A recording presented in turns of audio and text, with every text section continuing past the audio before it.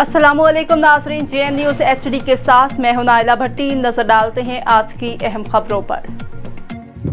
लक्की मरवत तहसील सराय नौरंग की ताजुर बरादरी ने कल बरोज़ हफ्ता जमात इस्लामी लक्की मरवत की शटर डाउन हड़ताल की हिमायत का ऐलान कर दिया। ताज यूनियन नौरंग के सदर हाजी इमानुल्लाह खान ने जमात इस्लामी लक्की मरवत के ज़िला general secretary doctor Mohammad Ismail Khan और जमात इस्लामी तहसील नौरंग के अमीर मुफ्ती इरफानुल्लाह के हमरा प्रेस कॉन्फ्रेंस करते हुए कहा कि कल 2 सितंबर बरोज़ हफ्ता जमात इस्लामी के मरकज़ी अमीर सेनेटर सिराजुल हक ने बिजली बिलों में नाजायज़ टैक्सेस लगाने और मुल्क में जारी महंगाई के खिलाफ शटर डाउन हड़ताल का ऐलान किया है। नौरंग ताजुर बरादरी शटर डाउन हड़ताल की मुकम्मल हिमायत का ऐलान करती है और कल बरोज़ हफ्ता नौरंग बाज़ार मुकम्मल बंद होगा और जमात इस्लामी लक्की मरवत के साथ शटर डाउन में शरीक होंगे।